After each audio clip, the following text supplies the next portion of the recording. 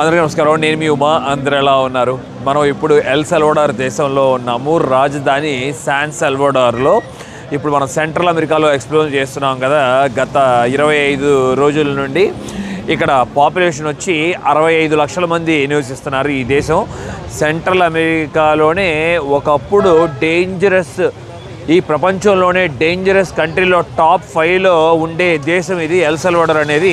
అలాంటిది గత ఒక్క సంవత్సరంలో పూర్తిగా మారిపోయింది. ఇప్పుడు క్రైమ్ రేట్ అయితే 1%, 2% ఉందేమో అంతే. ఒకప్పుడు రోజుకి 40 మందిని చంపేవాళ్ళంట ఇక్కడ ఉన్న గ్యాంగ్స్. మొత్తం బాడీ అంతా టాటూస్ వేయించుకొని ఆ టాటూస్కి తగ్గట్టుగా ర్యాంకింగ్ ఉంటుందంట. మళ్ళీ గ్యాంగ్లో జాయిన్ అవ్వాలంటే ఎవరైనా ఒక మనిషిని చంపితేనే వాళ్ళు గ్యాంగ్లోకి జాయిన్ అవ్వడానికి అదొక రిచువల్ లాగా చేసేవారంట. అప్పుడు దారుణంగా ఉండేది. కరెక్ట్ మనం 1.5 year బ్యాక్ వస్తే మటుకి ఇలా ఇంత స్వేచ్ఛగా ఇలా నేను రోడ్డు మీద నుంచి మీతో మాట్లాడలేను, అక్కడికక్కడే నరికి చంపుతారంట. అర్థం చేసుకోండి. అలాంటిది ఎంత బ్యూటిఫుల్గా మారిపోయిందో చూడండి. మెయిన్ సెంటర్లో ఉన్నాను. ఇక్కడ రాజధానిలో చుట్టూతా జనం చూడొచ్చు. వందల వేల మంది తిరుగుతూ ఎలా ఉన్నారో ఇక్కడ షాపింగ్ చేస్తూ. బాగా ఆకలేస్తుంది. మెయిన్గా ఇక్కడ లోకల్ ఫుడ్ ఒకటి ఉంటుందంట, అది ట్రై చేయాలనుకుంటున్నాను. ఈ రాజధానిలో మనకి 20 లక్షల మంది నివసిస్తున్నారు. ఇవాళ చాలా స్పెషల్ డే అని చెప్పుకోవచ్చు ఈ దేశంలో వాళ్ళకి. ఎందుకంటే కానీ అందరూ వెళ్ళి చూడలేరు. ఒక కాన్సర్ట్ జరుగుతుంది. ఆ కాన్సర్ట్ వచ్చి షకీరా ఇక్కడ వస్తున్నారంట. ఆ కాన్సర్ట్లో పాల్గొంటున్నారు. ఆఫ్రికా ఒక సాంగ్ పాడారు, ఇంకా చాలా సాంగ్స్ పాడారు. తను చాలా ఫేమస్ సింగర్ కదా. ఒక టికెట్ వచ్చి $200 అంట. ఆల్మోస్ట్ 18,000 రూపాయలు. మొత్తం టికెట్లన్నీ ఫుల్ అయిపోయినాయి అంట. బాగుంది అసలు. నీట్ అండ్ క్లీన్గా మెయింటైన్ చేస్తున్నారు. సిటీ కూడా ఎక్కడ చూసినా కూడా. సెంటర్కి వచ్చాం. మీకు తెలుసు కదా స్పానిష్ రూల్ చేసిన కంట్రీస్ ఎలా ఉంటాయో. హాయ్ ఓలా. స్పానిష్ వాళ్ళ గురించి మనం చెప్పుకుంటే ఒకప్పుడు సౌత్ అమెరికాని అలాగే సెంట్రల్ అమెరికాని చాలా వరకు రూల్ చేశారు. ఎక్కడ చూసినా కూడా ఇలా మనకి ఒక హిస్టారికల్ బిల్డింగ్, ఆ హిస్టారికల్ బిల్డింగ్ ముందు ఒక పార్క్ అనేది ఉంటుంది. వీళ్ళకు కూడా 1821 సంవత్సరంలో ఇండిపెండెన్స్ వచ్చింది స్పానిష్ వాళ్ళ దగ్గర నుండి. ఈ బిజీ స్ట్రీట్స్లో చాలా అందమైన బిల్డింగ్స్ కూడా ఉన్నాయి. కనీసం 100 సంవత్సరాల ముందు నిర్మించిన కట్టడాలు. ఇక్కడ కొన్ని కూల్చివేసి మళ్ళీ రినోవేట్ చేస్తున్నట్లున్నారు. ఇది మెయిన్ సెంట్రల్ ప్యాలెస్ చూడొచ్చు. నేషనల్ ప్యాలెస్ ఆఫ్ ఎల్ సల్వడార్ అని పిలుస్తారు. ప్యాలెస్కి పైన మనకి వీళ్ళ జాతీయ పతాకాన్ని చూడొచ్చు. 1912లో దీన్ని డిజైన్ చేశారు. బ్లూ, వైట్, బ్లూ ఉంటుంది. 2 బ్లూ స్ట్రైప్స్ ఉన్నాయి కదా. ఒకటేమో పెసిఫిక్ ఓషన్ని, మరొకటేమో కరేబియన్ సీని సూచిస్తుంది. ఎందుకంటే ఈ దేశం వచ్చి కరెక్ట్గా సెంట్రల్ అమెరికాలో ఇరువైపులా ఓషన్ ఉంటుంది కాబట్టి ద స్కై అండ్ హోప్ కూడా చెప్తారు. వైట్ స్ట్రైప్ ఏమో peace, harmony, purity, unity of the పీపుల్ని సూచిస్తుంది. ఫ్లాగ్ మధ్యలో మనం కోట్ ఆఫ్ ఆర్మ్స్ని చూడొచ్చు. అది 5 వాల్కెనోస్ని సూచిస్తుందంట. అంటే 5 ఒరిజినల్ సెంట్రల్ అమెరికన్ కంట్రీస్ అని అర్థం. Guatemala, Honduras, Nicaragua, Costa Rica, El Salvador. మెయిన్గా ఈ 5 దేశాల వారు ఒకప్పుడు స్పానిష్ మీద కలిసి పోరాటం చేశారు స్వాతంత్రం కోసం. అలాగే విజయం కూడా సాధించారు. 1821లో వీళ్ళు స్వాతంత్రం వచ్చిన తర్వాత మళ్ళీ మెక్సికో వాళ్ళ రూలింగ్లో జాయిన్ అయ్యారంట. అలా జాయిన్ అవ్వటం ఇక్కడ లోకల్స్కి ఇష్టం లేదు. తర్వాత మళ్ళీ పెద్ద ఫైట్ అయ్యి 2 years తర్వాత విడిపోయారు మెక్సికో నుండి. 1823 నుండి ఎల్ సల్వడార్ అనే దేశం ఎవరి మీద డిపెండ్ అయ్యలేదు. ఓన్ రూలింగ్ జరుగుతుంది ఇక్కడ. కరెన్సీ అయితే అసలు ఎలాంటి వరీ అవ్వాల్సిన పని లేదు ఈ కంట్రీలో. 2001 నుండి వీళ్ళు US డాలర్నే ఉపయోగిస్తున్నారు. లోకల్ కరెన్సీ లేదు. ఇంతకు ముందు ఉండేది, బట్ ఇప్పుడు లేదు. హ్యాపీగా మన డాలర్స్ ఉన్నా కూడా చక్కగా యూజ్ చేసుకోవచ్చు. ఇక్కడ మన కరెన్సీ తెచ్చి ఇక్కడ వచ్చి ఎక్స్చేంజ్ చేసి ఆ కష్టాలు పడాల్సిన పని లేదు. అలాగే ఈ ప్రపంచంలో బిట్కాయిన్ లీగల్గా మనీ అని చెప్పి అప్రూవల్ ఇచ్చింది ఫస్ట్ కంట్రీ కూడా ఎల్ సల్వడార్ అంట. కంట్రీ చిన్నదైనా కూడా ఇక్కడ mountains, lakes, volcanoes, beaches, forest అంతా ఉంది. ఈ ప్యాలెస్కి ముందే మనం చూసుకుంటే ఒక అందమైన పార్క్ ఉండేది ఇక్కడ. కానీ ఆ పార్క్ని వీళ్ళు పూర్తిగా స్టోన్తో క్లోజ్ చేసేసినట్టున్నారు. చూడండి, ఒకప్పుడు ఇక్కడ పార్క్ ఉండేది వాళ్ళ స్పానిష్ వాళ్ళ రూలింగ్ టైంలో. ఇక్కడ ఒక చర్చ్ ఉంటుంది, ఎక్కడికి వెళ్ళినా కూడా మనం ఇది చూడవచ్చు. చాలా కామన్, స్పానిష్ వాళ్ళు రూల్ చేసిన ప్రదేశంలో చాలా బ్రహ్మాండంగా ఉంది చర్చ్కి ఆపోజిట్లోనే మనకి ఈ పార్క్కి ఇక్కడ ఒక బ్యూటిఫుల్ లైబ్రరీని బిల్డ్ చేశారు. అసలు భలే ఉంది చూడండి. దాన్ని చూసి నేను బ్యాంక్ అనుకున్నాను ఫస్ట్. ఇక్కడ ఈ కంట్రీలో చైనా వాళ్ళు లేరు అనుకున్నాను, కానీ కన్స్ట్రక్షన్ ఫీల్డ్లో మొత్తం వాళ్ళేనంట ఉంది ఇక్కడ. మరియు ఈ సెంట్రల్ అమెరికాలో మైనింగ్ అస్సలు చేయరంట, ఎందుకంటే ఎక్కడ పడితే అక్కడ అగ్నిపర్వతాలు, అలాగే కింద లావా అంతా ఉంటుంది కదా, ఎప్పుడు ఏం జరుగుతుందో తెలియదు, ట్రిగ్గర్ అవుద్దో అని చెప్పి పెద్ద పెద్ద బిల్డింగ్లు కూడా కట్టరంట వీళ్ళు, స్కై స్క్రాపర్స్ 20-30 ఫ్లోర్లు. ఈ మధ్యన గత 10 years నుండి కొంచెం చేంజ్ అయ్యి మనం ఒక 10 floor బిల్డింగ్స్ని చూడగలుగుతున్నాం ఇక్కడ. ఒకప్పుడు ఈ దేశాన్ని ఏన్షియంట్ టైంలో మాయన్ పీపుల్ కూడా రూల్ చేశారంట. కరెక్ట్గా 600 సంవత్సరంలో అగ్నిపర్వతం పేలటం వల్ల ఒక ఊరు పూర్తిగా మునిగిపోయిందంట ఆ పొగతో, అలాగే ఆ బూడిదతో. జోయాది సిరెన్ అని చెప్పే ఊరు. ఈ దేశంలో కరెన్సీ ఒకప్పుడు కొలోన్ అని చెప్పి ఉండేది, దాన్ని అయితే అసలు ఉపయోగించట్లేదు. ఇప్పుడు మనకి దొరకదు నేను మీకు చూపించడానికి. మరియు ఈ దేశంలో కాఫీ కూడా చాలా ఫేమస్ అట. సెంట్రల్ అమెరికాలోనే ఫాస్టెస్ట్ గ్రోయింగ్ కంట్రీ కూడా అయింది. మెయిన్ ఇదంతా కారణం ఇక్కడ లోకల్ ప్రెసిడెంటే చాలా మంచిగా డెవలప్ చేస్తున్నారు. క్రైమ్ని అసలు పూర్తిగా కంట్రోల్ చేశారు.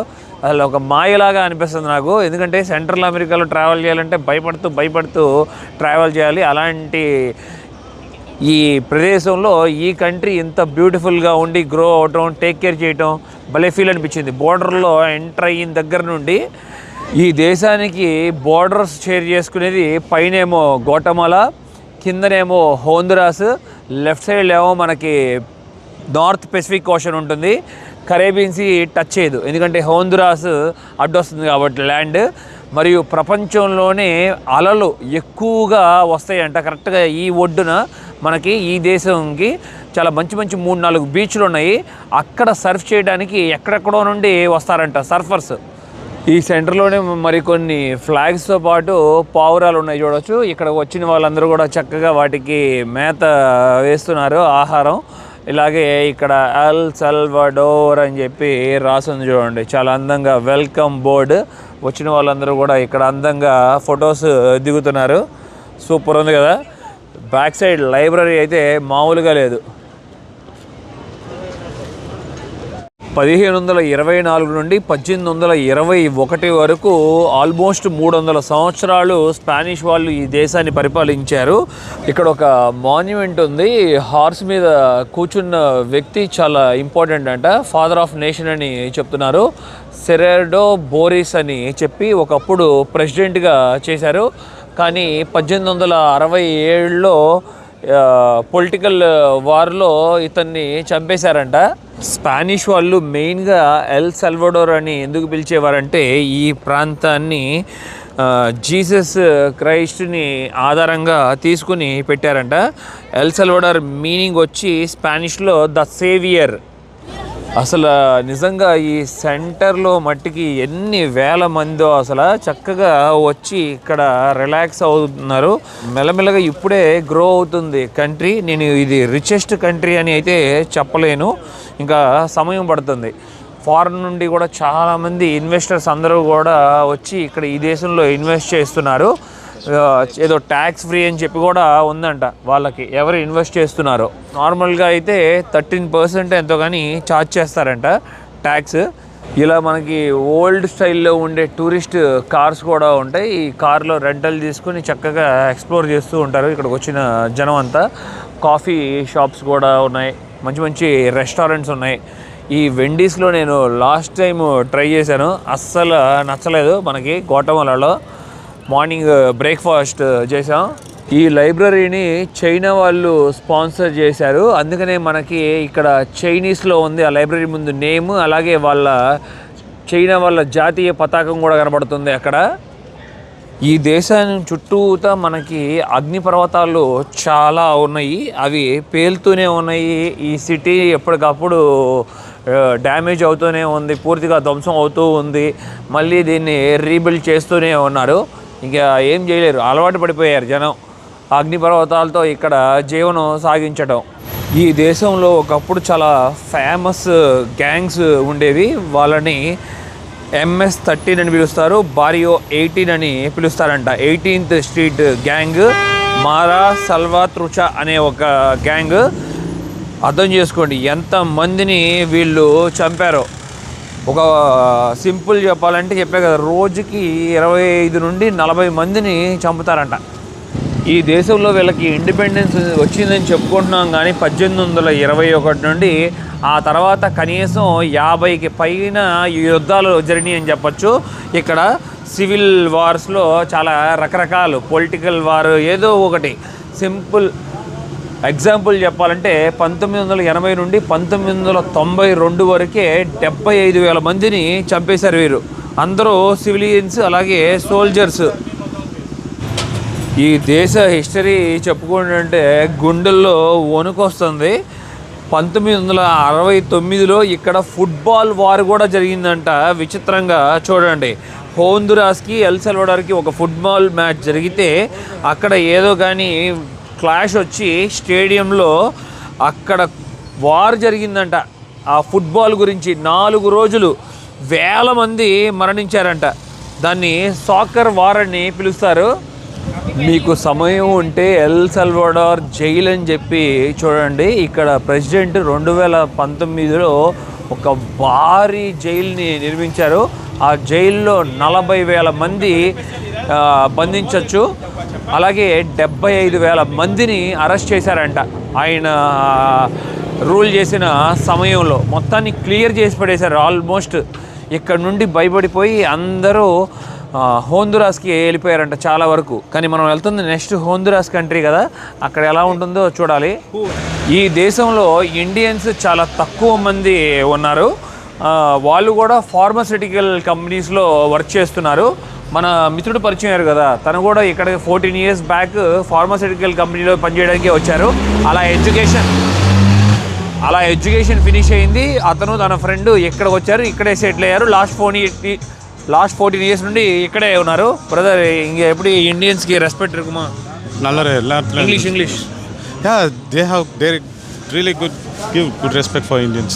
The people are very most welcoming, very humble. ఈ దేశంలో నేను తిరుగుతున్నప్పుడు అందరి నోటి నుండా వచ్చిన మాట ఒకటి, పొద్దున్నేనంట పుప్ప సాస్ అని చెప్పి ఇక్కడ ఒక ఫుడ్ ఉంటుందంట. అది మొక్కజొన్నతో తయారు చేస్తారంట. లోపలికి వెళ్దాం. ఇదిగోండి, ఫ్రాంకోస్ రెస్టారెంట్లో పుప్ప సాస్ అని చెప్పి కింద ఉంది, చాలా ఫేమస్ అంట. ట్రై చేద్దాం మనం కూడా వెళ్ళి. ఈ దేశం ప్రెసిడెంట్ ఉంటారు కదా, నయీబ్ బుకిలి, తన ఫ్యాన్ అంట, అందుకనే తన ఫోటో వేసుకున్నారు లోపల. ఇదిగోండి, మంచిగా ఇతనే యంగెస్ట్ ప్రెసిడెంట్లు ఈ ప్రపంచంలో. ఇతను కూడా ఒకళ్ళు చాలా సూపర్గా రూల్ చేస్తున్నారు ఈ కంట్రీని. రెస్టారెంట్ లోపలికి వచ్చాము. ఇప్పుడే మనకి ఇష్టమైన ఈ లోకల్ ఫేమస్ ఫుడ్ని రెడీ చేస్తున్నారు. ఇక్కడ రకరకాల మాంసంతో తయారు చేస్తారంట. మేము చికెన్ పెట్టమని చెప్పాము. దాని లోపల తిని చూద్దాం. ఈ కంట్రీలో చాలా ఫేమస్ ఫుడ్ కదా ఇది. ఈ ఓపెన్ కిచెన్ చాలా బాగుంది. సేమ్ మేము జపాన్లో కూర్చున్నట్లు ఉంది. కరెక్ట్గా స్టవ్ ముందే ఇప్పుడే మేము ఆర్డర్ చేసిన ఫుడ్ వచ్చేసింది. దీన్ని పుప్పు సాస్ అని పిలుస్తారంట. లోకల్ ఫుడ్ చాలా ఫేమస్ అని చెప్పాం కదా. ఒక బన్ లాగా తయారు చేసి ఆ బన్ లోపల వీళ్ళు రకరకాల వెజిటేబుల్స్ అట్లాగే మీట్ పెడుతున్నారు. ఇక్కడ కనబడుతున్నది వచ్చేమో రైట్ సైడ్ ఏమో మష్రూమ్తో చేసింది, ఇటు లెఫ్ట్ సైడ్లో చేసిందేమో రొయ్యలతో కూడా లోపల మొత్తం స్టఫ్ అంతా ఫిట్ చేశారు. అట్లాగే ఇక్కడ కూడా మెయిన్గా చెప్పాలంటే బీన్స్ లోపల పెట్టారు చూడొచ్చు. ఒక దాంట్లో ఏమో, మరొక దాంట్లో ఏమో ఏదైనా పోనీ స్ట్రింప్, బీన్స్ చీజ్, ఇది ప్రాన్. ఓకే, ఇక్కడ కనబడుతున్నదేమో బీన్స్ చీజ్ ఒక దాంట్లో పెట్టారు, మరొక దాంట్లో ఏమో ప్రాన్ పెట్టారు. 4 రకాలు తీసుకున్నాం, 4 రకాలు ట్రై చేయబోతున్నాం. ఇప్పుడు మేము టేబుల్లో మనకి ఇట్లాగా సాస్ కూడా పెడతారు. దీన్ని చూసి నేను ఏదో జ్యూస్ అనుకున్నాను, కానీ దీన్ని ఇట్లాగా వాటర్ లాగా ఉంది, ఇట్లా పోసుకుంటారంట. ఇదిగోండి, ఇట్లా పోసుకొని దీన్ని నంచుకొని తింటారంట. ఎట్లా ఉందంటే సేమ్ మనం దోశని చట్నీలో తింటే ఎలా ఉంటుంది అలా ఉంది. ట్రై చేద్దాం ఒకసారి మనం.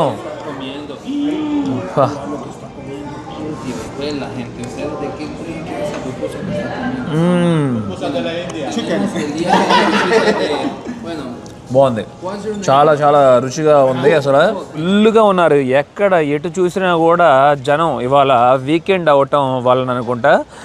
ఇక్కడ రైట్ సైడ్లో మనకు మంచి గార్డెన్ ఉంది, ఆ గార్డెన్ దగ్గరికి వెళ్తున్నా. బట్ లోపలికి ఎంట్రీ ఉందా? ఉంది, ఎంట్రన్స్ ఉంది లోపలికి. అవతల పక్కకి వెళ్ళాలి మనం. ప్యాలెస్కి లోపల మనకు ఒక అందమైన గార్డెన్ కూడా ఉంది. ఇక్కడ కూడా మనకి ఎలో చేస్తున్నారు, కానీ ఒక పక్క నుండి రినోవేట్ చేస్తున్నట్లున్నారు. దీని తర్వాత అవతల పక్కకి మనకి ప్రవేశం లేదు. చాలా బాగుంది గార్డెన్, చూడండి. అలాగే ఏదో ఇంపార్టెంట్ అయిన ఫ్లాగ్స్ కూడా ఉన్నాయి ఇక్కడ. మనం చూస్తే చాలా బ్యూటిఫుల్ వాటర్ ఫౌంటైన్ ఉంది, అసలు భలే ఉంది. చూడండి, ఆ కలర్ కూడా సీ బ్లూ కలర్లో కనపడుతూ భలే అనిపిస్తుంది. చల్లగా ఉంది మగ్గు ఇక్కడ దీని పక్కకి నడుస్తున్నప్పుడు ఇక్కడ. అలాగే రైట్ సైడ్లో ఉన్నది ఆ లైబ్రరీ. పైకి వెళ్ళి వ్యూ కూడా చూస్తున్నారు అక్కడ నుండి. చిన్న చిన్న వ్యాపారస్తులు ఇలాగ బకెట్లో చూడొచ్చు జ్యూస్ తెచ్చి సేల్ చేస్తున్నారు. వాటిలో ఐస్ పెట్టి, అలాగే కొబ్బరి ముక్క కూడా పెట్టి దాంట్లో భలే విచిత్రంగా ఉంది. ఇక్కడ చూడండి, మళ్ళీ కొంతమంది ట్యాబ్లెట్లు రోడ్డు మీద సేల్ చేస్తున్నారు. విక్స్ ఇన్హేలర్స్, పారాసెటమాల్ ఉంటాయి కదా. చాలా లైఫ్ అయితే దారుణంగానే ఉంది. ఇప్పుడిప్పుడే డెవలప్ అవుతుంది కాబట్టి కొంచెం సమయం పడుతుంది.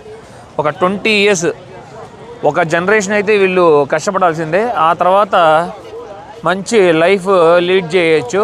ఇక్కడ ఇదే ఏరియాలో మనకి మార్కెట్ కూడా ఉంటుంది. పార్కింగ్ ఏరియాలో ఏం చేశారంటే వీళ్ళు కనీసం ఒక 500 షాప్స్ వేసి లోకల్స్కి రెంట్ ఇచ్చేశారు.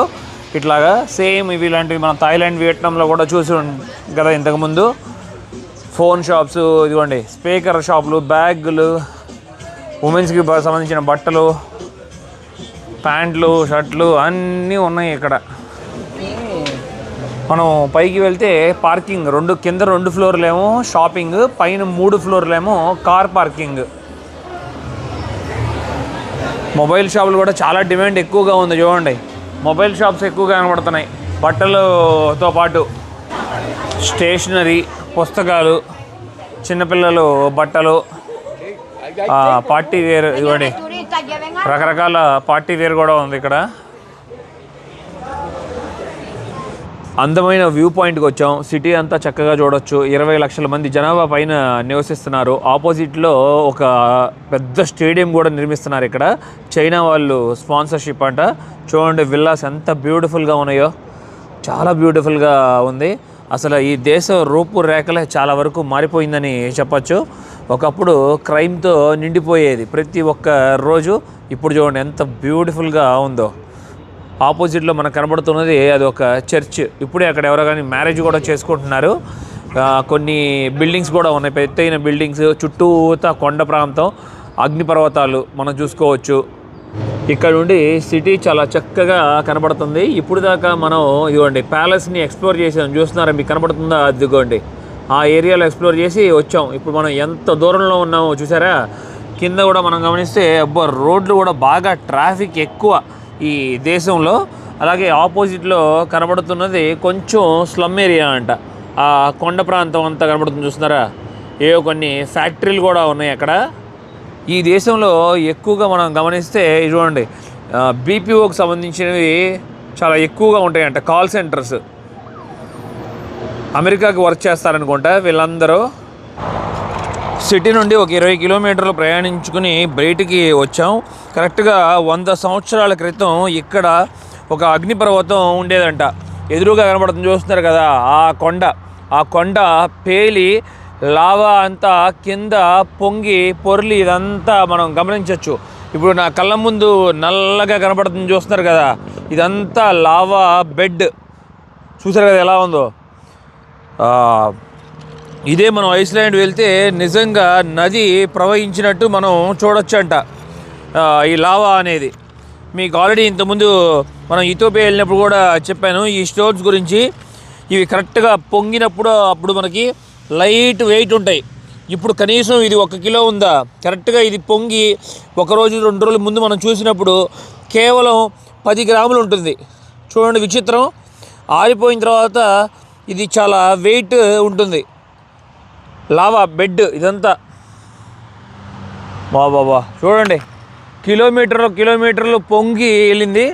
అలాగే కొంచెం మిడిల్ క్లాస్ ఫ్యామిలీస్ ఉంటారు కదా, వాళ్ళకి హౌసింగ్ కన్స్ట్రక్షన్ చేస్తున్నారు. ఇక్కడ ఈ ఏరియాలో చూడొచ్చు చిన్న చిన్న హౌసెస్, ఇంకా ఎవరో దిగలేదు ఈ ఇళ్లల్లో. చాలా ఉన్నాయి అబ్బా, కనీసం 1000 ఉంటాయి అనుకుంటా. ఈ లావా పొంగినప్పుడు మనం ఇక్కడ నుంచోవాలన్నా కూడా చాలా కష్టమని చెప్పచ్చు. 700 డిగ్రీల నుండి 1000 డిగ్రీలు ఉంటుంది.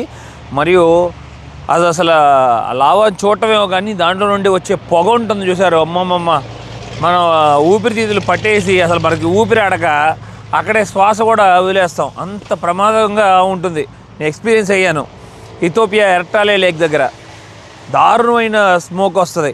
ఇలా ఇక్కడ యాక్టివ్ వాల్కెనో ఉంటే నేను ఇక్కడికి వెళ్ళి నుంచున్నా, మీకు గుర్తుందా? ఎన్నో సాహసాలు మనం చేసాం.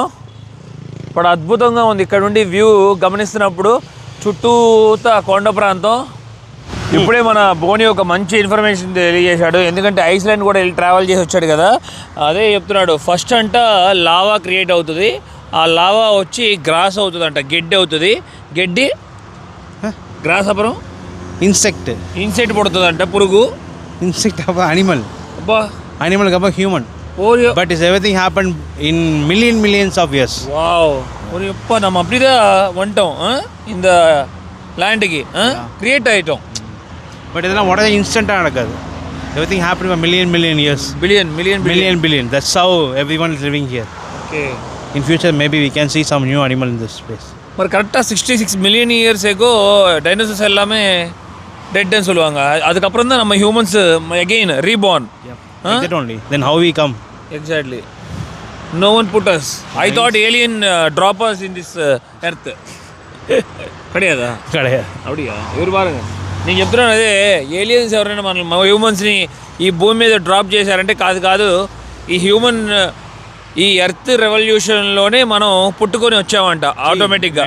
Volcano is coming, is heat of 700 to 1200 centigrade. So whenever it's moving, all the trees, everything will die.